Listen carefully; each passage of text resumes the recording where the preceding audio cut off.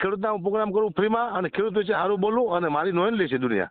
હા બરાબર છે. તો હવે તમે છે ને તમારી જ્યારે પણ ડિબેટ બીજું થાય ને તો એમાં 2 પ્રશ્ન મૂકજો કે ભાઈ તો રાજકીય આગેવાનોને પેન્શન લેવાનું મૂકી દઈએ. હા તો જય માતાજી મિત્રો, તો હું છું સાગર મકવાણા. તો ફરીવાર એક નવું રેકોર્ડિંગ તમારી સામે આવી ગયું છે. તો એ હકાભા વિશે રેકોર્ડિંગ છે. તો સરસ મજાની વાત કે છે હકાભા, બરોબર. તો એ રેકોર્ડિંગ સાંભળવા માટે આપણી ચેનલને લાઇક શેર સબસ્ક્રાઇબ કરી લેજો અને ફેસબુકમાં જોતા હોય તો ફોલો પણ કરી લેજો. તો હાલો સાંભળી. હકાભા બોલે? હકાભા ગઢવી. બિલકુલ. જય માતાજી હકાભા. જય માતાજી. કેમ છો? મજામાં? મજામાં પહેલા. હમણાં તમારું ઇન્ટરવ્યુ જોયું, મજા આવી ગઈ. ધન્યવાદ સાહેબ.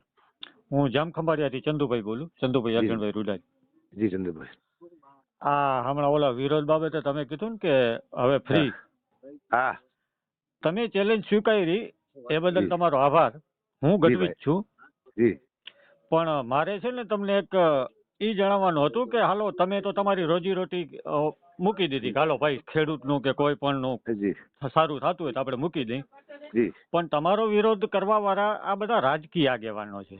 જી ભાઈ. જી ભાઈ. એટલે હું મારા તરફથી તમને કહું છું, દુઃખ ન લગાડતા, જી ભાઈ.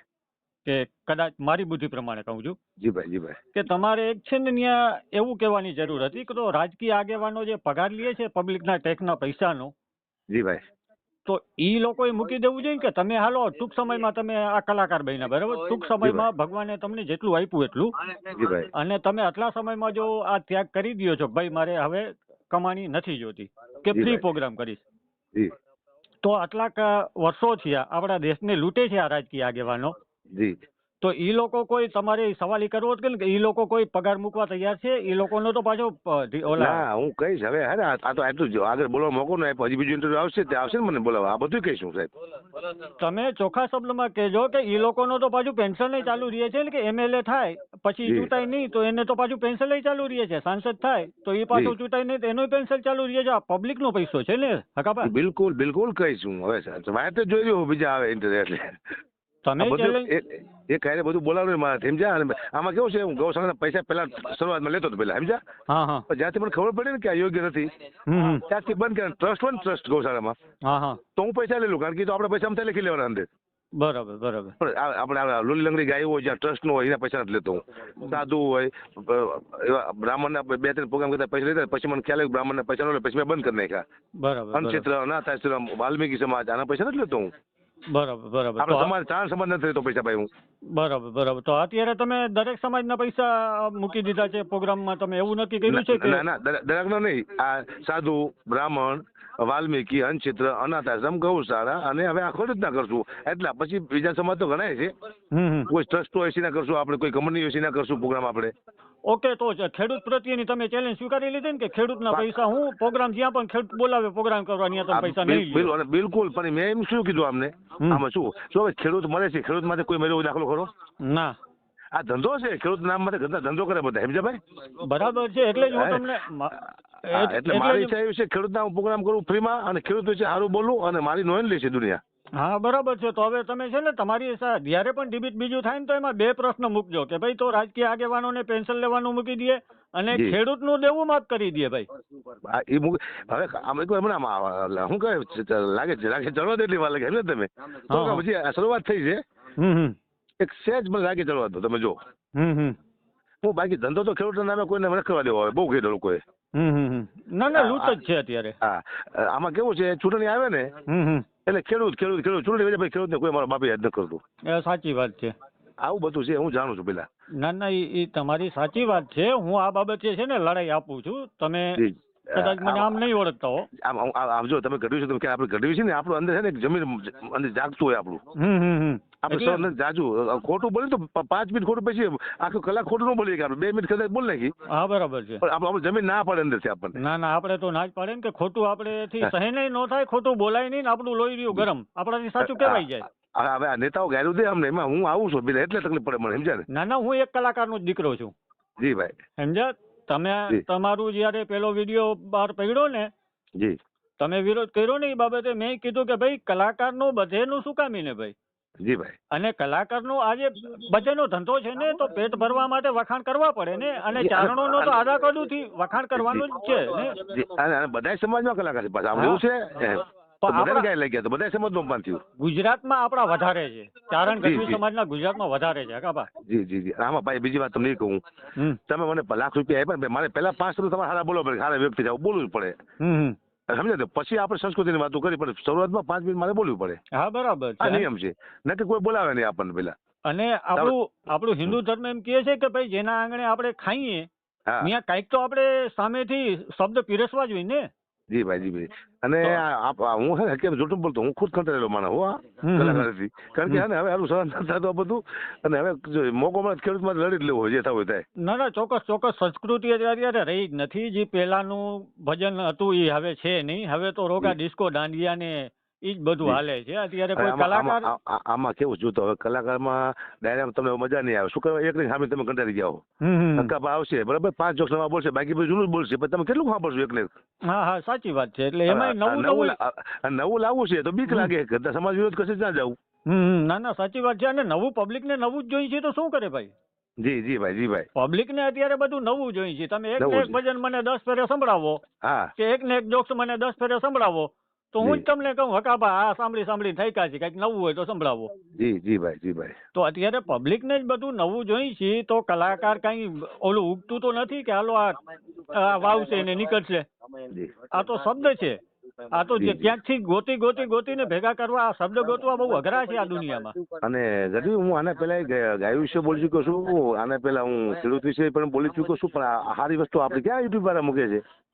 ના સાચી વાત છે. આપણે ભૂલ કરી તો મૂકી દે છે. આ રેકોર્ડિંગ મૂકું તો મૂકી દીધું, એટલે દુનિયાને ખબર પડે. ના તમે એ તમારું જો ને, હું તમને કહું કે તમને હવે મીડિયા વાળાના બધાના ફોન આવશે. જી. અને ડિબેટ હવે જ્યારે પણ કરવાનો થાય ને, તો ખેડૂત પ્રત્યે અને સમાજ પ્રત્યે આ મૂકજો કે ભાઈ ખેડૂતનું તો દેવું માફ કરી દો, કે કલાકાર, હું કલાકાર થઈને જો મારી રોજીરોટી મૂકી દઉં છું તો ખેડૂતનું દેવું માફ કરો. પછી આ પેન્શન જે આ રાજકીય આગેવાનો ને બધાને ચૂંટાતા નથી, તે જતા એનું એક ફેરે ચૂંટાય પછી પેન્શન ચાલુ. તમે ભરોસો રાખો, ખેડૂતનું સારું જ બોલીશું, પણ જે ધંધો ખેડૂતના નામે કરે છે ને આ નેતાઓ જે, એ ખાલી ધંધો હશે યાર. ચૂંટણી પછી તરત ખેડૂતને યાદ નહીં કરે મારી જેમ. બરાબર છે. પછી કોઈ બી મારો મુદ્દો એ છે કે છેટલે ગીરો, હું કોઈ રાજકારણમાં જવા નથી. ઓલા પટ્ટા પહેલી હું તો લાવવાનું તો સાધુનો પટ્ટો પહેરું, સાધુનું થોડું સાધુ થઈ જવાનું. ના સાચી વાત. હું કોઈના પ્રચારમાં આવ્યો દાખલો ખરો, પ્રચાર કર્યો ક્યાંય નથી કર્યો મેં. બરાબર. મેં કોંગ્રેસના પ્રોગ્રામ કર્યા ચૂંટણી વખતે, તો હું કોંગ્રેસ નહોતું બોલ્યો કઈ, હું ખાલી મારા જોક્સ કીધા હતા. ભાજપના પ્રોગ્રામ કર્યા ને મેં ચૂંટણી વખતે, તો હું ભાજપનું નથી બોલ્યો હતો, હું ખાલી મારા જોક્સ બોલતો હતો, પબ્લિકને ભેગું કરતો હતો. હા, પબ્લિકને તમારે હસાવવાનું કામ છે. બસ પબ્લિકને ભેગું કર્યા, પણ પછી એ લોકોનો મુદ્દો છે, જે બોલવું બોલે સ્ટેજમાં. ના ચોક્કસ. હવે તમારે જયારે પણ ડેબિટ કરવાનો મોકો મળે ને, તો ભાજપ હોય, કોંગ્રેસ હોય, કે આમ આદમી પાર્ટી હોય, કે અન્ય પાર્ટી હોય, એ લોકોને ચેલેન્જ તમે એ મારી દો કે ભાઈ તમે આ પગાર લેવાનું મૂકી દો, તમે એક ફેરે ચૂંટાવ ને પછી પેન્શન તમારે ચાલુ રહે છે. પાછું ઘડી તમે જોયું, મેં કીધું કે ભાઈ હું ખેડૂતનો પ્રોગ્રામ કરું હાલો મફતમાં, સારું બોલું, પણ રાજનેતા કે ન હોવું જોઈએ. હા બરાબર. રાજકારણ હોવું જોઈએ, ખેડૂત જ હોવો જોઈએ બધા. હા બરાબર છે. ખેડૂત રાજકારણ શું કામ છે? હા બરાબર છે. આપણી લડાઈ આપણે પોતે લડાઈ, કે ખેડૂત છે આપણે, તો આપણે ખુદ લડીએ આપણી લડાઈ. ના બરાબર છે ને. રાજકારણ ન થવું જોઈએ કોઈ.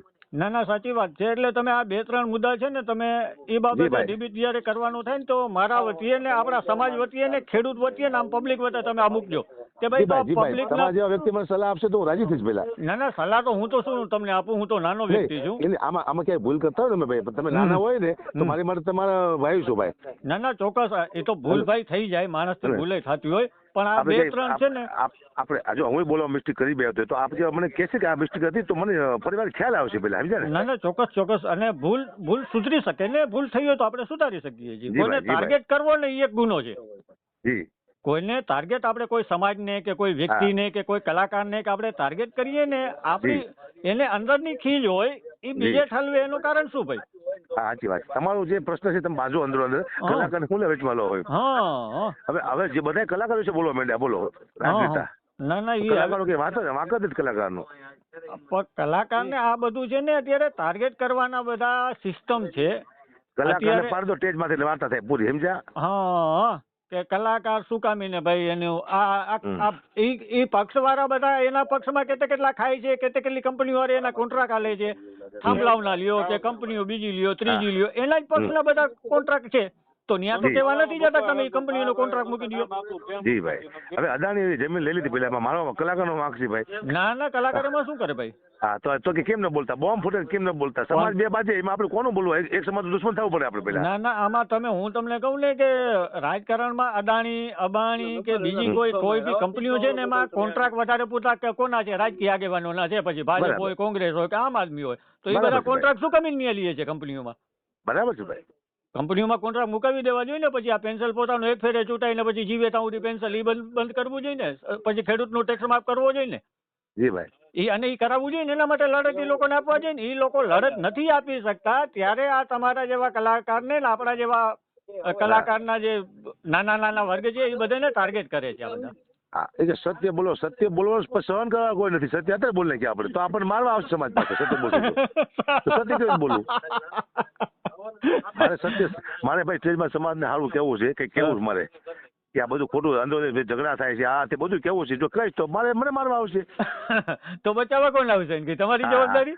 હા, એટલે આપણે નહીં બોલવાનું કારણ આ છે કે કોઈ સાચું સાંભળવા તૈયાર નથી, સલાહ સાંભળવા કોઈ તૈયાર નથી. હા, અને પાછા ફરિયાદ કરવા જઈને રાજકીય હોય તો ફરિયાદ કોઈ લેતા નથી. જી ભાઈ, સાચી વાત છે. આ બધા પ્રશ્ન ઘણા છે આવા. જી ભાઈ. ના ચોક્કસ. તમે ક્યાં રહો છો? જામ ખંભાળિયા? હું જામ ખંભાળિયા. મારી ઓળખાણ ચંદુ અર્જુન રૂડાજ. જી ભાઈ. જો શરૂઆતમાં મેં ગૌશાળા પૈસા લીધેલા પેલા, પણ મને ખબર પડી પછી મેં મૂકી દીધા કે આ ન લેવા આપણે. શરૂઆતમાં મેં બ્રાહ્મણના એક બે પ્રોગ્રામ કર્યા, 2 ધણીમાં પૈસા મેં લીધેલા હતા. પછી ખ્યાલ આવ્યો કે બ્રાહ્મણના પૈસા આપણે ન લેવાય, મૂકી દીધા. વાલ્મીકીના પૈસા મેં કોઈ જ લીધા નથી. અરે હકાભા, અત્યારે જે હું લડું છું ને, ગૌચર જમીન છે ને સમાજના આગેવાનો ને રાજકીય આગેવાનો વેચી નાખી છે ને કરોડો કમાઈને બેઠા છે.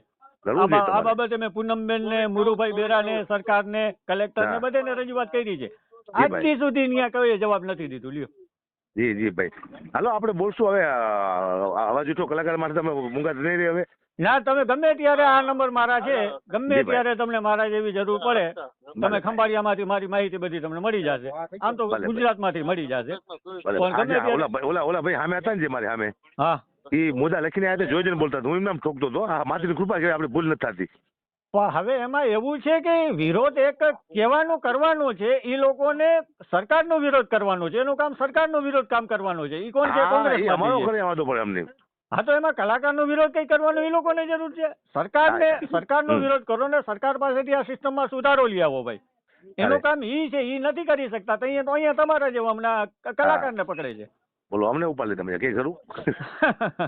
બીજું કરી છે મજામાં? પેલા મજા સારું, તમે સારું કાર્ય કરી રહ્યા છો. કોઈ માટે બીજા માટે લડો, સારી વાત છે. તમે પણ સારું કાર્ય કરતા રહ્યો અને ભગવાન તમને પણ વધારે પૂરતી શક્તિ આપે. અને સાચું બોલજો, જ્યાં પણ બોલો ને સાચું બોલજો, કોઈ ડરતા નહીં. ચાર સમાજ આશીર્વાદ વાંધો નહીં આવે. ના ચોક્કસ, અમે તમારા ભેગા છીએ. ગમે ત્યારે અવાજ કરજો ને. જી ભાઈ. હા, જય માતાજી. જય માતાજી.